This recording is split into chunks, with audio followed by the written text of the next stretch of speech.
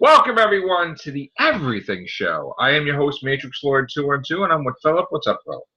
Hi, Joe. Good to see you. Good to see you, bro. What's up, Connor? Hello. All right, Connor. So, me, Scott, and Sally had talked about Rambo, and I want to get your take on it. Now, I don't know. Have you guys seen any of the Rambo movies? The first two. Okay. I think I've seen about 1, 2, 3 at the most. 3. Okay. To be honest, the second one's the best, really, I think, but 1 and 2 are the best. Rambo and Rocky never really hit my viewing periphery. Oh. I'm more like I equate it a bit similar. It's a bit similar to Terminator, isn't it? In a way. Not really. I mean, it was the 80s. Like, okay, to me, it was part of my culture. I guess America.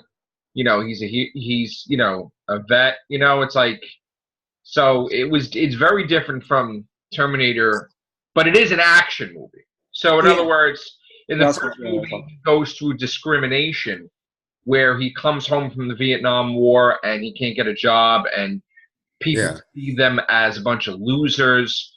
This cop tortures him. It's a completely different movie from the second one, mind you. But it's an excellent, excellent film, First Blood.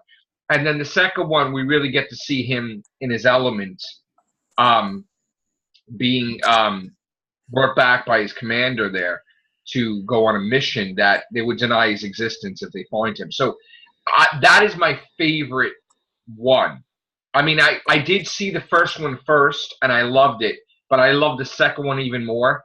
So it's like the sequel being better than the original in a few cases that can be done something. Which can be like Empire Strikes Back is better, right? Yeah, so exactly. Godfather 2 is better than the first one.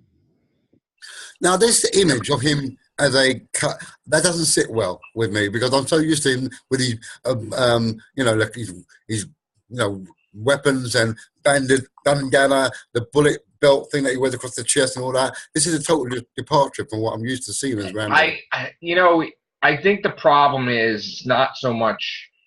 It's Sylvester Stallone is the problem, because the thing is that he retired the character, him playing the character. He gave it off to some company. They hired this guy. They had a director. They were going to do episodes on TV. Mysteriously, the project vanished for some reason. I don't know if he was pissed, he didn't like, whatever. Next thing you know, he's coming out of retirement and he's going to play Rambo again, which he said he wasn't going to do it. Now, it's probably a thing where, yes, he could work out and everything, that's great, but when it all boils down to going into the jungle and doing what he did, he doesn't want to do it. So the whole point is that that's what Rambo does, and he doesn't want anybody else to play it, but he doesn't want to do everything that Rambo does.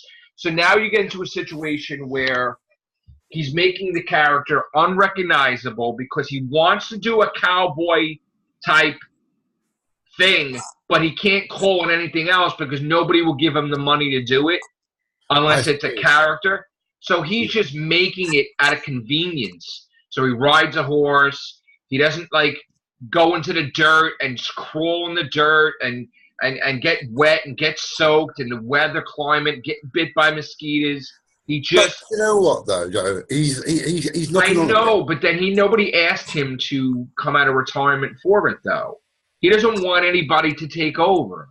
Like, he changed his mind. So then give us Rambo the way he is, or don't do it at all, though.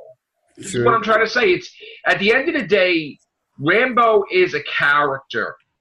He's not Sylvester Stallone. Even though Sylvester Stallone was always a Rambo character, Sylvester Stallone is not Rambo. So Rocky and Rambo are two different things.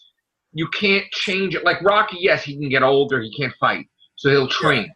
But Rambo, it's the same thing. Like, he is supposed to be where he constantly gets into battles because he wants to save people, wants to help people. He's going to die in battle. That's the way it's supposed to be. Yeah. Not that he's totally unrecognizable and everything he's wearing, that's Sylvester Stallone wearing a cowboy outfit, not Rambo wearing a cowboy outfit. I mean, things like that, characters like that work well for Jean-Claude Van Damme when he's playing that sort of character because he can still do it because he's fit enough to do it. That's Walker, Whereas, Texas Ranger, like yeah, kind of, Chuck Norris. Like, yeah, I mean, they can do that. You know, so that's my thing because I grew up on Rambo. They even had a Rambo animated series. So like that's not Rambo, and I think that Sylvester Stallone's gonna have a bomb on his hands because the audience is not going to click well with it. Yeah.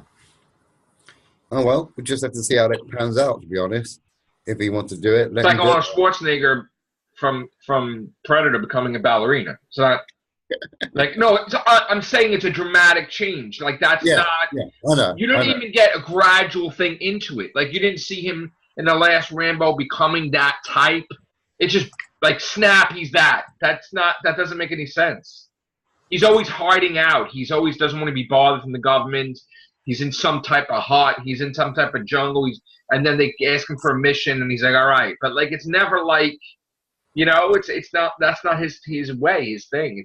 He's not out in the open, exposed to where everybody knows where he is as a cowboy. It doesn't work like that. Are you looking at it? Are you looking at it as think it's going to be a bit of a failure, a dive? Yes. Ooh. Complete failure. Complete disaster failure. Yes. Oh my. Okay. No, I'm serious. It's like you're going to see Full Metal Jacket. Yeah. And instead of seeing Full Metal Jacket, you see Flashdance. Like it's completely different. You understand? Like you want to see a war movie and you see something else. This is not going to work with people. You know, if you want to end the character, then you do it in a heroic fashion in the jungle where he's best. He saves people. Or pass on the torch. Or he has a son and you know his son's going to military, whatever. Like, but you don't do it like that. I don't know. What do you say, Connor? I don't really have any thoughts on it, but I mean, you know, changing. If that is the DNA of that series, then no, you shouldn't change it. Right. But I can kind of understand Sylvester Stallone's protectiveness over that role because it's been him since he was since the 80s, isn't it? Yeah, I mean, again, I guess like Schwarzenegger. Would Schwarzenegger actually want anyone else to play Terminator? Terminator T-1000. He wasn't crazy about it. I mean, people have, but yeah. But I mean, obviously, he's the guy that we associate with Terminator the most. Yeah. You know, at least with Terminator, you get an Arnold Schwarzenegger progression, so that's easy to swallow. See, this is an example of a singer that's a famous singer that can't sing anymore, and they're still trying to sing. Yeah. Like he's trying to give you something with Rambo, but not exactly what it is, and it's not going to come out right. In fact, it reminds me, and he hasn't outright said this, but it reminds me of Harrison Ford playing Indiana Jones. Yeah, go on. He's going to be nearly 80 by the time Indy 5 comes out. That is called not giving up that role, because there's no way that an 80-year-old can sustain himself for a role like that. Yeah. I don't know how he's going to do this. But he still doesn't want to give it up. Like, you've had suggestions of Chris Pratt coming in and taking over. You know, back in the day, Shia LaBeouf was going to take it over. Until he opened his mouth, ripping everybody to shreds. And then Harrison Ford just kind of said, well, no, I'm playing Indiana Jones. I am Indiana Jones. Yeah, he made it perfectly clear to everybody in Hollywood, I will do everything in my power to make sure nobody's Indiana Jones but me, unless I decide I can pick a successor or some shit. And they're like, all right, Harrison, no problem. Whatever you want, bro. That I mean, he's being the character in his 80s. I mean, that's unheard of. They didn't even want Arnold Schwarzenegger in Predator because of his age. And then all of a sudden, when the movie's bombing, and we would have loved to have him. Bullshit. So. Yeah, but how is Harrison Ford going to be playing Indiana Jones at 80? Well, it's called computer-generated CGI They're going to de-age him. They're going to de-age him like they did Samuel L. Jackson and Captain Marvel. Oh God. They are. Yeah, it's going to be. They're definitely doing that. And Steven Spielberg already said that he would love to have, like, Harrison Ford have a daughter or something take over or whatever, have a female in the lead as Indiana Jones. Now, with the way they're going with this diversity women's thing, it's probably going to happen. No, that's not going to happen. It can't happen. It's going to happen. It's too. We're getting a female 21 Jump Street. Well, you might as well. If you're going to have a female Indiana Jones, you might as well call it Tomb Raider Lara Croft number 404. Was taken really from Indiana Jones. I mean, come on. Like, everything that's taken from that. Uncharted's taken from Temple of Doom, and that's Uncharted is basically taken from Tomb Raider, which is taken from Indiana Jones. I mean, it's like I want to see them do a Tomb Raider movie with Keely Hawes, who actually voiced Tomb Raider in the video games. Yeah. Did she? I didn't know that. That's something new. Well, supposedly the Tomb Raider is getting a sequel because it did well enough overseas. Well, the one I saw, the one I watched recently, that's getting a sequel. That wasn't bad, actually. Supposedly. It was very good. It was like, it had a good villain, had a good. She's always great. Alicia Vikander. That's Fassbender's wife. Yeah, Fassbender's wife is always Magneto great. knows how to pick him. Oh, okay. So, besides that, everything is Harley Quinn this day and age. So, what do we have? Seems like we have the first trailer of an animated series. Yeah. For Harley Quinn. Wow. Oh, also, Warner Brothers have met with Ben Affleck. Go on. About Batman? I don't know. Obviously, they had a conversation. He went there. We don't know what that was about. The Kit Harington thing will not happen, which is unfortunate, but because they should have just, if it was an idea that they had in mind, once they broke it, it got teared up to pieces. Like, they should have just let it happen or whatever. You know, now they won't do it just because it was been announced. You know, he would have been great though. Yeah. I think that Ben Affleck. I'm kind of feeling that they're gonna cut ties, but then again, I don't know what to think with Warner Brothers lately. I don't know where their head is at. I mean, you know, they can't end the universe because Wonder Woman is making sequels. They got Aquaman coming out. They got the Flash movie coming out. So they got to show somebody. For some reason, they don't want to do anything with Superman. I don't know what is wrong with that picture. But, you know, do you get Ben Affleck in a role as a prequel? And he just, like, what are you going to do?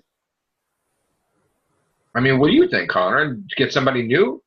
They should get someone new, yeah. I think that they should replace everyone but Gal Gadot as... in fact, I would also keep Jason Momoa.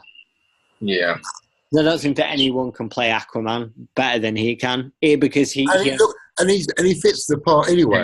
He does. He's very unique looking. He's just like there's very few people on the planet that look anything like him. He's Aquaman, 100%. Yeah. Is he still pinholed for Kraven the Hunter? Things got really well. Here's the thing: if Venom fails. Yeah, which it Their will. whole cinematic universe is going to go out the window real fast. So all these 10 pictures that they have planned is probably going to become one picture, which they're committed to Morbius. So that may happen. But everything else is going to probably get scrapped. Well, considering how Venom's doing at the moment, going by reviews that we've been looking at the last couple of days, it's not doing well. They're going to do Morbius 2 reasons. One, it's like an FU to DC. Plus, it's like winning perks with Marvel that they got the Joker in their movie.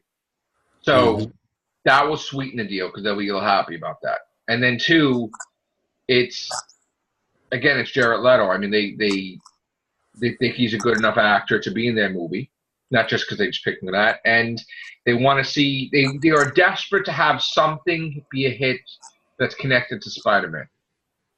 Because they need to have something be a hit in order for them to do what they have to do. And if Venom doesn't make it, if Morbius does make it, then you're going to see every villain known to man getting a movie. Like everybody. True. It's going to be ridiculous. Now, also, Sony's got the Into the Spider-Verse animated, which the trailer dropped, the new trailer. I think it looks great, but I'm a little worried about the story. You know, I am worried about the story heavily. Again, I don't know how that's going to do. You know, we'll see. Into the Spider-Verse? Yeah, you can see it. No, I haven't seen it. I can look for it. All right, we'll pause this and you can watch it. Here, wait. All right, so Phillip just saw the trailer to Into the Spider-Verse and Connor too. So what do you guys think? I saw it earlier. I kind of like it. I like the animation. Yeah, it looks good. I don't know if I'll see it straight away. Yeah, I like it. But I think that I will definitely see it because it looks funny. Yeah, I will agree. It looks funny. I mean, the fact that you got so many different Spider-Men in one movie, I don't know whether that's going to be too much of a clutter, or is that going to be? It depends how it's woven out. Well, it's kind of they don't even there was a storyline called Spider-Verse that there was a lot more than that, but Nicolas Cage is the voice of Spider-Man Noir. Ooh. You know, the one in all in black and silhouette, like it's like from like the 20s or something, or whatever it is, or you know, another universe where it's like old school. You know what? Old Nick Cage is dying to be a superhero. He tried to be Superman. He was in Teen Titans. He's Superman voice. Oh, okay. And now he's Spider-Man voice in Spider-Man Noir. So he got his way, and now he's trying to be Lex Luthor. He says, "Oh, scrap that guy. Put me in there." So it's like, all right. That's one to watch. I would watch over the Christmas period if it came out. I would go and see that with my nephews or something. Yeah, I've got a few that like that sort of thing. I think that movie. I mean, I was against it, and I'm still worried about the story a little bit. But you know what? I mean, it looks good. So we'll see. Yeah, Hummer's a bit of fun. Yeah. What else do we have tonight, Connor? Do we have anything else? This new Star Wars TV series is getting a lot of news at the moment. What, Resistance? No. It's called The Mandalorian. Yes, it's a streaming service, Star Wars. 10 million per episode? Yeah. I've actually heard a lot of rumours about it. I've heard that Jon Favreau, Alan Taylor, who did Thor: The Dark World, and has done several episodes of Game of Thrones. Mm-hmm. Taika Waititi, Werner Herzog, and there's another director. I think it's a woman. Are all down to direct episodes. I think it's 8 episodes for the first season.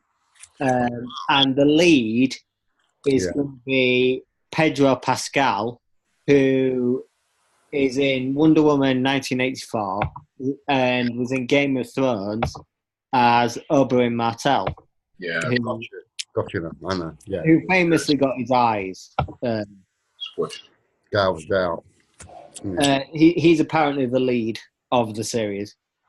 So this platform is a pay-per-view platform that you got to watch it on. Is that right? It's not a pay-per-view. It's a streaming service like Netflix, but it's Disney's Play streaming service. Right. And all their properties are going to be in there. All their movies that they've done, plus their own series based on the Marvel, based on Star Wars, based on their Disney animated projects. They're all doing different series based on all their properties. Right, so there can be. That's why Netflix is not going to have any Marvel movie anymore. Mm-hmm. They're taking their ownership back. The only thing they're keeping with Netflix is the deal with their their Netflix properties, Daredevil, Iron Fist, Jessica Jones, Punisher, Luke Cage, possibly a new series also. So that's going to stay there with Netflix. When is all that going to be put out? Next year. Next year, okay. Yeah. Now we're ready. Well, my son Joe got the Warner Brothers one, at the DC one, and he got rid of it already. He doesn't like. I mean,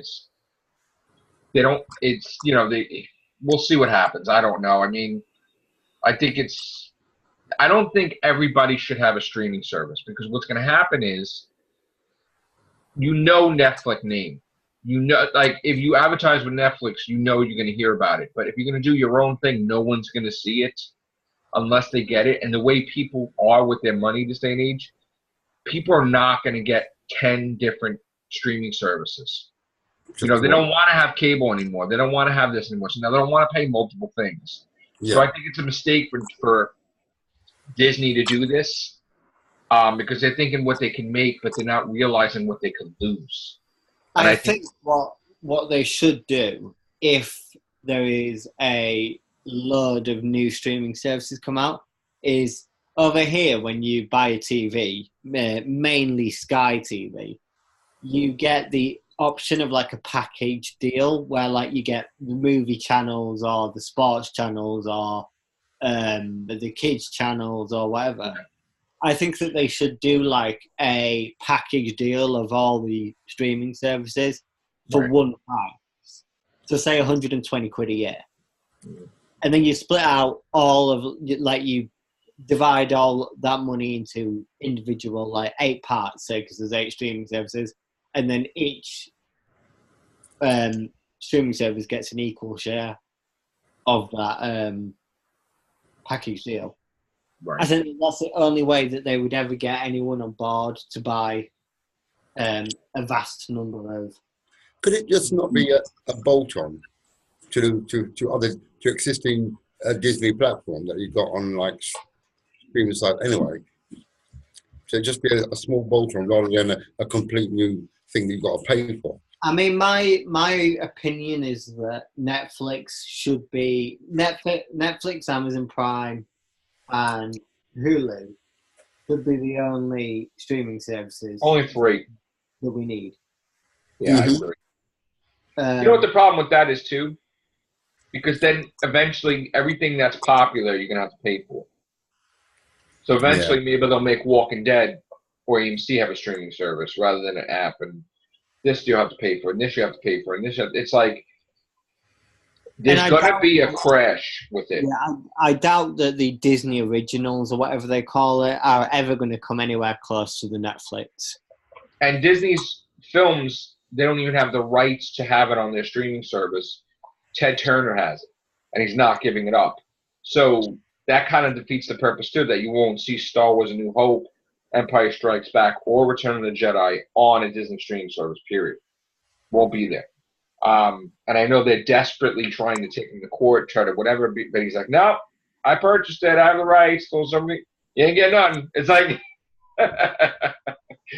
so I honestly think we're going to see it, and it's going to be all over the news, that all these extra streaming services are going to fail, and these companies are going to reorganize, and they're all going to partner up with Netflix eventually, because I do feel that that's going to interfere with, Blu-ray or DVD. Like, in other words, would they take their Star Wars series and put it on Blu-ray for everybody to buy, or would they be stingy about it and say, oh, no, you only got to get it on the streaming service, which would mean that you're going to have to pay for that every damn month. Well, there is something that I have done before and that I know many people do, which actually is a very it is a good tip if you want to save money.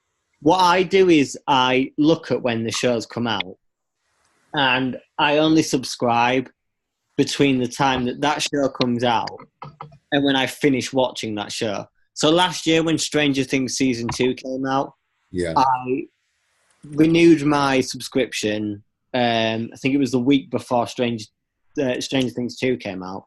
Mm-hmm. And then I cancelled it the second that I finished watching the series, because that's it. That's all I need it for. Right. Is to watch that. Is to watch. It's like cable. Like, I won't watch HBO unless Game of Thrones is on there.